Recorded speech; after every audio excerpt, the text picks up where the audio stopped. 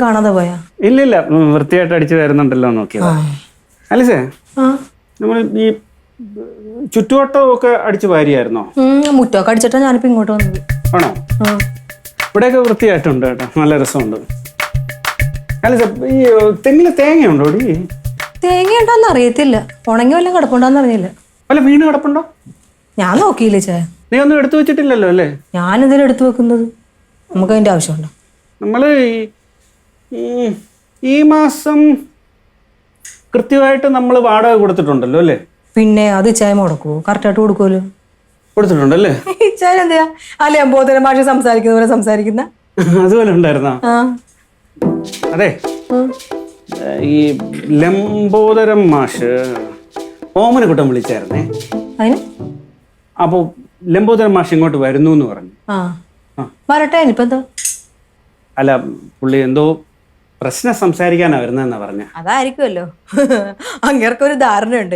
അങ്ങേര് വെച്ച വീട്, അങ്ങേര് വാടകയ്ക്ക് വന്നേക്കുന്ന വീട്, ഈ വീടും പരിസരം ഇവിടെയൊക്കെ എന്തോ ഉണ്ട്, നമ്മൾ ഇവിടെ താമസിക്കുന്നവരാണ്, ഈ വീടെടുത്ത് മലത്തി നമ്മൾ വെക്കും, അല്ലെങ്കിൽ ഇവിടെ കിടക്കുന്ന സാധനങ്ങളൊക്കെ എടുത്ത് നമ്മൾ എങ്ങോട്ടെങ്കിലും പോകും. അതിൻ്റെയൊക്കെ ടെൻഷനും പേടിയും അങ്ങേർക്ക്. അതുകൊണ്ട് അങ്ങേര് ഡെയിലി വന്ന് ഇവിടെയൊക്കെ നോക്കിയിട്ട് പോണത്. അതിനാണ് അയച്ചാൽ ഇത്രയും വളച്ചു കെട്ടി അത് വൃത്തിയാക്കിയ ഇത് വൃത്തിയാക്കിയാന്നൊക്കെ ചോദിച്ചത്. എന്റെ കാര്യം എന്താന്ന് വെച്ചാൽ, ഈ ഓമനക്കുട്ട വിളിച്ചപ്പോ പറഞ്ഞേ എന്തോ സീരിയസ് ആയിട്ടുള്ള കാര്യം സംസാരിക്കാനാ വരുന്നതെന്നാ. അപ്പൊ പുള്ളി അഥവാ ഇവിടെ വന്ന് സംസാരിക്കുമ്പോ എന്തെങ്കിലും മോശമായിട്ട് സംസാരിക്കുകയാണെങ്കിൽ നീ തിരിച്ചൊന്നും പറഞ്ഞേക്കരുത്. പറയും.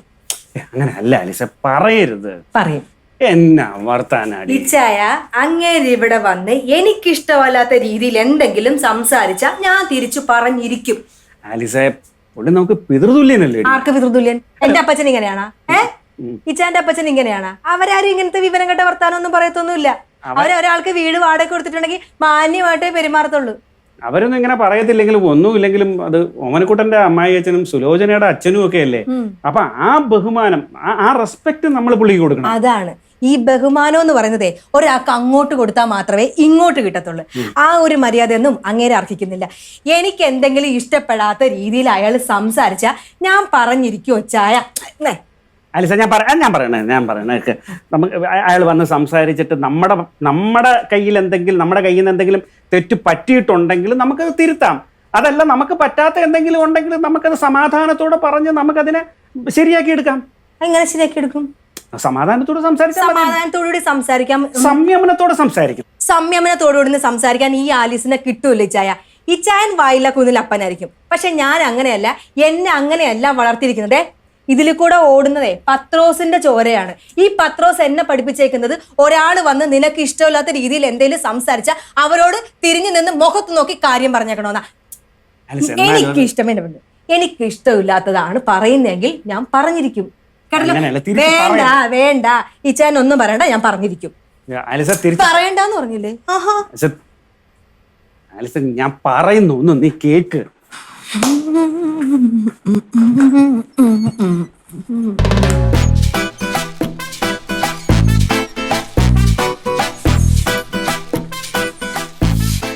അലിസ, ഞാൻ സമ്മതിക്കുന്നു, നിനക്ക് ഈ പ്രതികരിക്കാനുള്ള ഒരു ടെൻഡൻസി ഉണ്ട്. നീ അങ്ങനെയാണ് വളർന്നത്, നിന്നെ അങ്ങനെയാണ് വളർത്തിയത് ഒക്കെ ഞാൻ സമ്മതിക്കുന്നു.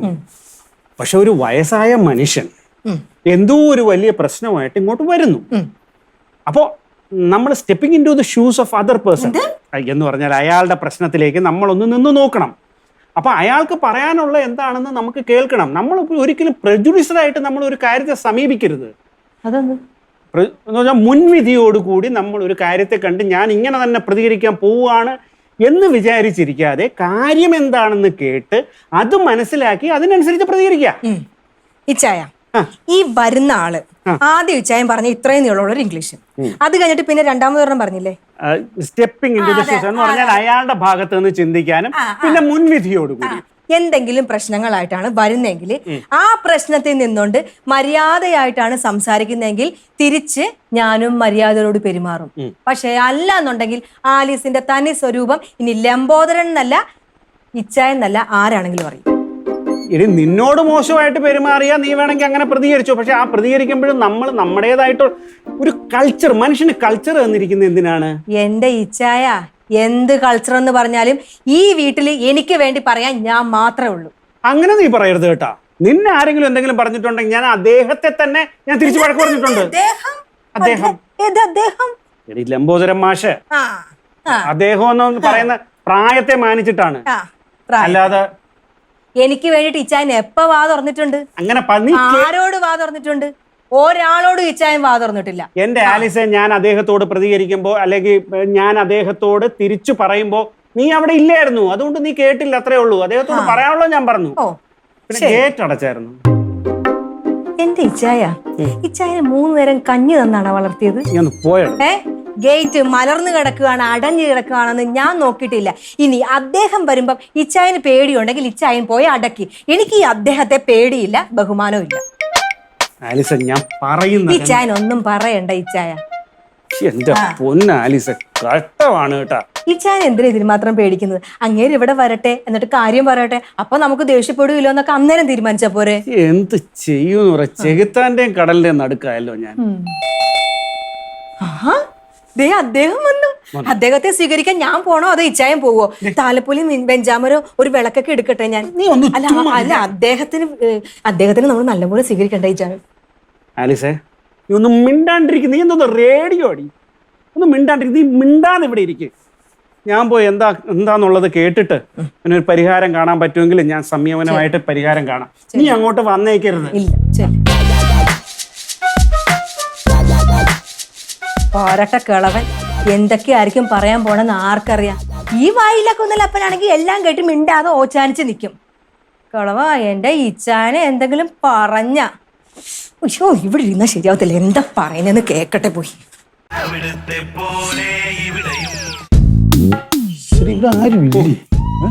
പവിത്രനായിരുന്നു. എന്തോ ഞാൻ കരുതി ലംബോദരൻ മാഷായിരിക്കും. ആലീസ് വെട്ടുകത്തി കിടക്കാൻ പോയിട്ടുണ്ടാവും. ചക്ക കിട്ടുന്നു. ചക്കയൊന്നും അല്ല, എന്തോ വലിയൊരു പ്രശ്നമുണ്ട്. ഓമനക്കുട്ടൻ വിളിച്ച് പറഞ്ഞു, പക്ഷെ കാര്യം എന്താണെന്ന് പറഞ്ഞില്ല. ലംബോദരൻ മാഷ് ഇങ്ങോട്ട് വരുന്നുണ്ട്, എന്തോ ഒരു വലിയ കാര്യം പറയാനാണെന്ന്. ലംബോദരൻ മാഷ് ഇങ്ങോട്ട് വരുന്നു എന്നറിഞ്ഞതും ആലിസ് കലിതുള്ളി നിൽക്കുക. ഇന്ന് അദ്ദേഹം ഇങ്ങോട്ട് വരികയാണെങ്കിൽ രണ്ടിലൊന്നും നടക്കും. അപ്പം ഞാൻ ഉദ്ദേശിച്ച കാര്യം കറക്റ്റാ. ആ കാര്യം പറയാൻ വേണ്ടി ഞാൻ ഇങ്ങോട്ട് വന്നത്. എന്നാ, ഈ ലംബോദരൻ മാഷ് ചായക്കടയിലിരുന്ന് ഈ വീടിനെ കുറിച്ച് സംസാരിച്ചതായിട്ട് പാപ്പച്ചൻ ചേട്ടൻ എന്നോട് പറഞ്ഞായിരുന്നു. അതായത് നിങ്ങൾ കൊടുക്കുന്നതിനേക്കാൾ കൂടുതൽ വാടകയിൽ ഈ വീട് ആരോ ചോദിച്ചിട്ടുണ്ട്, നിങ്ങളുടെ വാടക പുള്ളിക്ക് നഷ്ടമാണെന്നും അതുകൊണ്ട് നിങ്ങളെ ഒഴിവാക്കാനുള്ള പ്ലാനാണെന്ന് ഞാനിങ്ങനെ അറിഞ്ഞായിരുന്നു. അല്ലല്ലേ, ഇത് എവിടുത്തെ ന്യായം? 1 വർഷത്തെ എഗ്രിമെന്റ് ചെയ്തിട്ട് അങ്ങേർക്ക് തോന്നുമ്പം ഇറങ്ങി പോണോന്ന് പറയാൻ പറ്റുമോ? അങ്ങനെ എങ്ങനെ പറഞ്ഞുകൊണ്ട് വന്നാൽ സത്യമായിട്ടും അങ്ങനെ കോടതി കയറ്റും. അതൊന്നും വർക്കൗട്ട് ആകത്തില്ല. എഗ്രിമെന്റിൽ ഒരു ക്ലോസ് ഉണ്ട്. 1 മാസം മുൻകൂറായിട്ട് നേരത്തെ പറയുകയാണെങ്കിൽ നമ്മൾ മാറിക്കൊടുക്കാമെന്ന് സമ്മതിച്ചിട്ടുണ്ട്. അങ്ങനെ ഒപ്പിട്ടിരിക്കുന്നത്. അത് കൊള്ളാലോ. അപ്പൊ നമ്മളേലും കൂടുതൽ വാടക വേറെ ആരെങ്കിലും കൊടുക്കുമെന്ന് പറഞ്ഞാൽ വീട് കൊടുക്കുവോ? അങ്ങനെയാണെങ്കിൽ പിന്നെ ഈ നാട്ടിൽ ആർക്കും വീട് വാടക എടുക്കാൻ പറ്റില്ലല്ലോ. ഇത് എവിടുത്തെ ന്യായം? എന്റെ ആലീസേ, അല്ല ഡോക്ടറെ ആലീസേ, ന്യായം പറയാൻ പറ്റിയ ആളാ ലംബോദരൻ മാഷ്. അങ്ങ് എന്നാച്ചാലും മതി. 100 രൂപ കൂടുതൽ കിട്ടുമെന്ന് അറിഞ്ഞു കഴിഞ്ഞാൽ ഉടുമുണ്ട് ഒരു തലേ കെട്ടി നടു റോട്ടിൽ കൂടെ ഇങ്ങനെ നടക്കുന്ന മനുഷ്യനാ ലംബോദരൻ മാഷ്. ഈ അവസ്ഥയിൽ നമ്മൾ എന്നാ ചെയ്യേണ്ടതെന്ന് അറിയാമോ? ഒരു തന്ത്രപരമായിട്ട് പുള്ളിയെ കൂടെ നിർത്താൻ നോക്കി. ഒരു തന്ത്രവും ഇല്ല. അടിയെങ്കിൽ അടി. ദേ, ഇച്ചായൻ എന്തെങ്കിലും ബുദ്ധിമുട്ടുണ്ടെങ്കിൽ ഞാൻ ചെയ്തോളാം. വേണ്ടത് ആലിസ്, നീ എന്തുവാടി ഇത്? നടങ്ങ്. എന്തെങ്കിലും ഒരു പ്രശ്നം വരും അത് സമാധാനത്തോടെ വേണം നമുക്ക് തീർക്കാനായിട്ട്. അടി ഇടി എന്നൊക്കെ പറഞ്ഞു. ഒരു സെക്കൻഡ് അതെ, കൊട്ടേഷൻ കൊടുക്കാൻ പറ്റിയ വല്ല ടീമും പൗത്രന്റെ കസ്റ്റഡിയിലുണ്ടോ? കൊട്ടേഷനോ? 2 കൈയും 1 കാലും. അല്ല വേണ്ട, 2 കൈയും 2 കാലും അടിച്ചോടിക്കണം. കാലുണ്ടെങ്കിലല്ലേ നടക്കത്തുള്ളൂ, അല്ലെങ്കിൽ എഴയും. കൈ ഉണ്ടെങ്കിലല്ലേ എഗ്രിമെന്റ് സൈൻ ചെയ്യത്തുള്ളൂ. മിനിമം ഒരു 3 മാസം അങ്ങനെ കിടക്കണ കിടപ്പിലായിരിക്കണം. അത്രയും നാളും നമുക്കിവിടെ സന്തോഷത്തോടുകൂടി സമാധാനത്തോടുകൂടി കഴിയാലോ. കാശ് എത്ര വേണമെങ്കിലും തരാം. അതോർത്ത് പവിത്രൻ ടെൻഷൻ അടിക്കണം. എന്റെ പൊന്നു ദൈവമേ, ഈ ലംബോദരൻ മാഷ് ചായക്കടയിൽ ഇരുന്ന് ഈ കാര്യം പറഞ്ഞു എന്നുള്ള കാര്യം പാപ്പച്ചൻ ചേട്ടൻ എന്നോട് പറഞ്ഞത് സത്യമാണ്. എനിക്ക് നിങ്ങളോടുള്ള ഒരു ഇഷ്ടം വെച്ചിട്ടാണ് ഞാൻ അതിവിടെ വന്ന് പറഞ്ഞത്. ഇതോടുകൂടി ഈ സംഭവമായിട്ടുള്ള എന്റെ ബന്ധം അവിടെ വെച്ചേ തീർന്നു. ഇനി ആലീസിന്റെ വാക്കും കേട്ട് ഞാൻ കൊട്ടേഷൻകാരുടെ പുറകെ പോയിട്ട് വേണം. ഈ പോലീസുകാർ കൊട്ടേഷൻകാരെ പിടിക്കും. അന്നേരം ഈ കൊട്ടേഷൻകാർ ആദ്യം പറയുന്നത് എന്റെ പേരായിരിക്കും. കൊട്ടേഷൻകാർക്ക് ടിടി കിട്ടിയെന്ന് പറഞ്ഞാൽ അവർക്കൊരു മാന്യമായ രീതിയിൽ ഇരിക്കുകയുള്ളൂ. കാരണം പോലീസുകാരാണല്ലോ, അവർക്ക് ജീവനിൽ കൊതി ഉണ്ടാവുമല്ലോ. പക്ഷെ എൻ്റെ കാര്യം അങ്ങനല്ല. ഒരു ദാക്ഷിണ്യം കാണുമല്ല, ഈ പോലീസുകാർ ഇടിച്ചെന്നെ നട്ടല് വെള്ളമാക്കും. ലംബോദരൻ മാഷ് നേരത്തെ എഴുന്നേറ്റ് നടന്നാലും ഞാൻ എഴുന്നേറ്റ് കിടക്കുമെന്ന് എനിക്ക് തോന്നുന്നില്ല. അതുകൊണ്ട് ഇത്രയും വലിയ കാര്യങ്ങളൊന്നും ഞാൻ ഏൽക്കാറില്ല. എനിക്ക് ജീവനിൽ കൊതിയുണ്ട്. ഞാൻ പൊക്കോട്ടെ. കോട്ടയശങ്കാരെ പിടിക്കാൻ വന്നേക്കണം.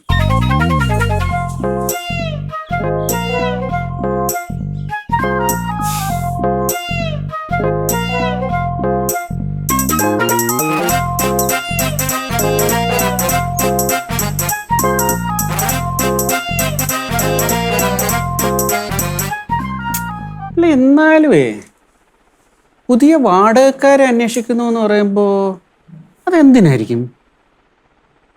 എന്തിനായിരിക്കും ചോദിച്ചാ ചോദിച്ചാ അല്ല, നമ്മൾ വാടക കൃത്യമായിട്ട് കൊടുക്കുന്നുണ്ട്. ആ വീടും പരിസരവും ഒക്കെ നമ്മൾ വൃത്തിയായിട്ടാ നോക്കുന്നത്. ഇവിടുത്തെ സാധനങ്ങളൊന്നും നമ്മൾ അങ്ങനെ കേടാക്കുന്നില്ല. നിന്റെ ഒരു ഇതിൽ എന്തുകൊണ്ടായിരിക്കാം?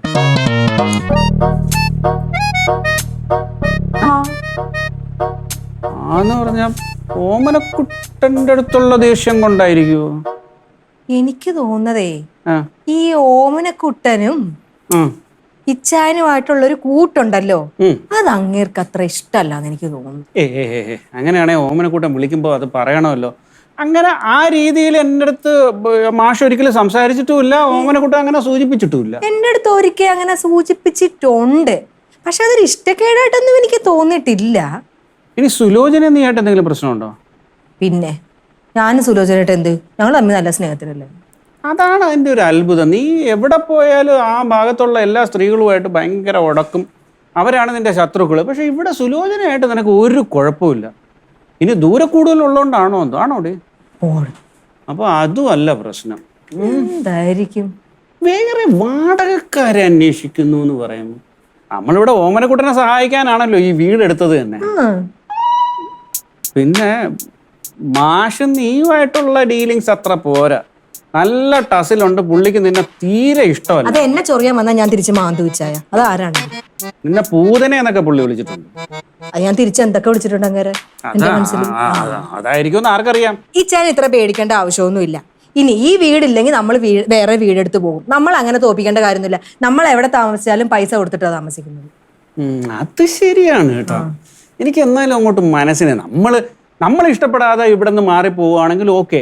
ഇതിപ്പോ നമ്മളെ ഇഷ്ടപ്പെടാതെ മാറ്റുക എന്ന് പറയുമ്പോഴേ നമ്മൾ തെറ്റൊന്നും ചെയ്തിട്ടൊന്നുമില്ലല്ലോ. പിന്നെ അങ്ങേർക്ക് തോന്നുന്നത് എന്താന്ന് വെച്ചാൽ അങ്ങനെ ചെയ്യട്ടെ. ഇത് അദ്ദേഹമായിരിക്കും എന്തായാലും. ഇനി നീ അദ്ദേഹം എന്ന് ഇടയ്ക്ക് പറയുമ്പോഴേ തെറി വിളിക്കുന്നവരുണ്ട്. നീ അദ്ദേഹം എന്ന് പറയണ്ട, മാഷെന്ന് പറഞ്ഞാൽ മതി. ഓ ശരി, ഞാൻ അങ്ങോട്ട് വരണ്ടേ? നമസ്കാരം മാഷ്. നമസ്കാരം. ഞാൻ മാഷിനെ പ്രതീക്ഷിച്ചിരിക്കുകയായിരുന്നു.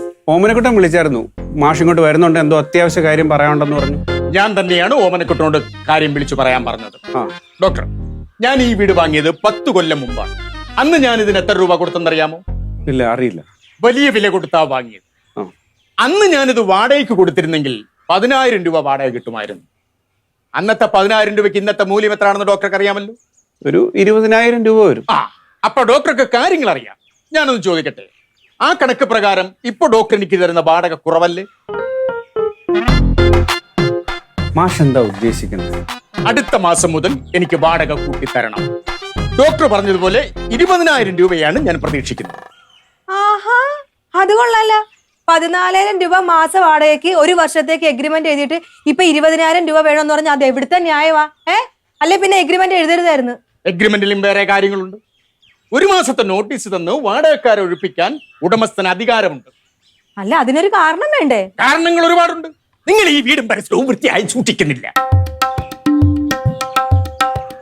2, നിങ്ങളുടെ അലവലവലവലാന്നുള്ള അലപ്പ് കാരണം നാട്ടുകാർക്ക് കിടന്നുറങ്ങാൻ പറ്റുന്നു. ഏത് നാട്ടുകാർക്ക്? നാട്ടുകാർ ഞാൻ ഉണ്ടാക്കിക്കൊള്ളാം. അയ്യോ, അതിനാണ് പഞ്ഞം. ഞാൻ പറഞ്ഞു വന്നത്, 1 മാസത്തെ നോട്ടീസ് തന്ന് നിങ്ങളെ ഒഴിപ്പിക്കാൻ എനിക്ക് അധികാരമുണ്ട്. ഞാൻ പറഞ്ഞതുപോലെ വാടക തന്നില്ലെങ്കിൽ 2 പേരും ഇവിടെ ഒഴിഞ്ഞു പോകാൻ തയ്യാറായിക്കോളാം. അല്ല, പക്ഷേ ഈ 20,000 രൂപ എന്ന് പറയുന്നത് ഇച്ചിരി കൂടുതലല്ലേ? നിങ്ങൾക്കത് കൂടുതലായിരിക്കും, പക്ഷേ എന്റെ ഈ വീടിന്റെ മൂല്യം വെച്ച് എനിക്കത് കൂടുതലല്ല. ഡോക്ടറും മാലീസും കൂടി ആലോചിച്ച് ഒരു തീരുമാനം ഇന്ന് വൈകുന്നേരത്തിനുള്ളിൽ എന്നെ അറിയിക്കണം. പക്ഷേ ഒരു സെക്കൻഡ്. ഹലോ ജോർജ് കുട്ടി, അമ്മാവൻ അവിടെ ഉണ്ടോ? ഉണ്ട്. ഒന്ന് കൊടുക്കാവോ?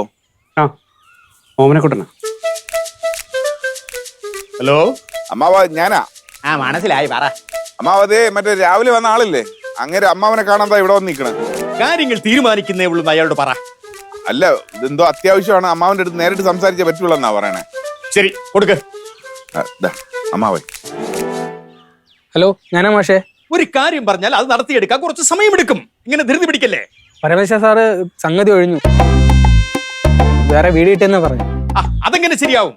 നിങ്ങളല്ലേ ഇന്ന് രാവിലെ വന്ന് കണ്ട് എന്നോട് കാര്യങ്ങൾ സംസാരിച്ചത്.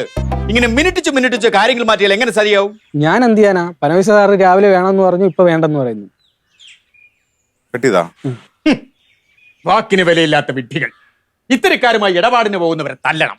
എന്ത് പറ്റും മാഷെ? ഒന്നുമില്ല. അല്ല പിന്നെ ഞാൻ ഇറങ്ങട്ടെ. മാഷെ അതെ, ഞങ്ങളുടെ തീരുമാനം പറയാനായിട്ട് വൈകിട്ട് വരെ ഒന്നും മാഷ് കാത്തു നിൽക്കണ്ട. ഞങ്ങൾ 1 മാസത്തിനുള്ളിൽ വീട് ഒഴിഞ്ഞോളാം. വേറെ വീട് ഞങ്ങൾ നോക്കിക്കോളാം.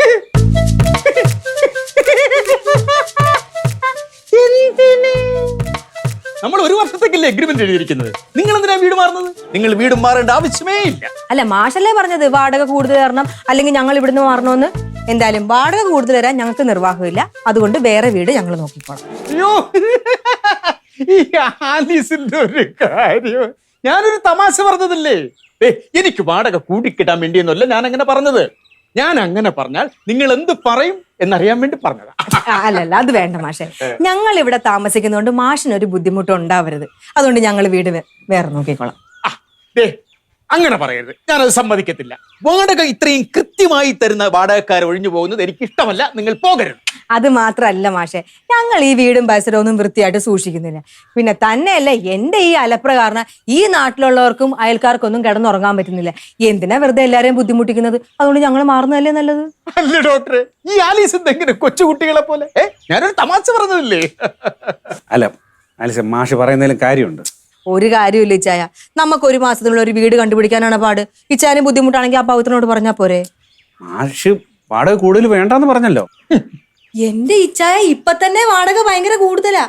സത്യം പറഞ്ഞ ഈ വീടിന് 14,000 രൂപ എന്തോരം കൂടുതലാ. മാഷെ, ഇനി ഞാനൊരു കാര്യം പറയാം. ഈ 14,000 രൂപയെന്ന് വാടക ഒരു 12,000 രൂപയായിട്ട് കുറച്ച് തന്നാ ഞങ്ങൾ ഇവിടെ താമസിക്കുന്ന കാര്യം ആലോചിക്കാം. അല്ലെങ്കിൽ വേറെ വീട് ഞങ്ങൾ നോക്കാം. അതെങ്ങനെ ശരിയാവും? 1 വർഷത്തേക്ക് 14,000 രൂപ വാടക സംബന്ധിച്ച് എഗ്രിമെന്റ് എഴുതിയിട്ട് ഇടയ്ക്ക് വെച്ച് മാറിപ്പോകാനൊന്നും പറ്റില്ല. എഗ്രിമെന്റ് കാര്യം അവിടെ നിൽക്കട്ടെ. 1 മാസത്തെ നോട്ടീസ് തന്ന് വാടകക്കാർക്കും ഒഴിഞ്ഞു പോകാന്ന് എഗ്രിമെന്റിലുണ്ട്. ഞാൻ വേണമെങ്കിൽ ഇന്ന് തന്നെ നോട്ടീസ് തന്നേക്കാം. അതിനൊരു കാരണം വേണ്ടേ? ഇഷ്ടം പോലെ കാരണങ്ങളുണ്ടല്ലോ. 1, വീട്ടുടമസ്ഥൻ സ്ഥിരമായി വീട്ടിൽ കയറി വന്ന വാടകക്കാരെ ശല്യപ്പെടുത്തുന്നു. 2, ഒരു സ്ത്രീയാണെന്നുള്ള പരിഗണന പോലും എനിക്ക് തരാതെ സ്ഥിരമായി എന്നെ വന്ന അസഭ്യം പറയുന്നു. ഇത്രയൊക്കെ കാരണങ്ങൾ പോരെ? ഇനി വേണോ? ഞാനപ്പ അസഭ്യം പറഞ്ഞു. അതൊക്കെ ഞാൻ പോലീസുകാരോട് പറഞ്ഞോളാം. മാഷ് ഇപ്പൊ വീട്ടിലോട്ട് ചെല്ലേ. എന്നിട്ട് വീട്ടിൽ പോയിരുന്ന് ഇച്ചായം പറയുന്ന ഒരു പിന്നെ ഇതുണ്ടല്ലോ, ഒരു വാക്കുണ്ടല്ലോ, അവധാനപൂർവ്വം ആലോചിച്ച് ഒരു തീരുമാനത്തിലെത്ത്. എന്നിട്ട് വൈകിട്ട് വിളിച്ച് പറഞ്ഞാൽ മതി. ചെല്ല്, നിന്ന് കാല് കിടക്കുന്ന ഒരു ചായ കുടിക്കാം. മാഷ് എന്തായാലും അന്യ വീട്ടിൽ നിന്ന് ചായ കുടിക്കൂലല്ലോ. വായിച്ച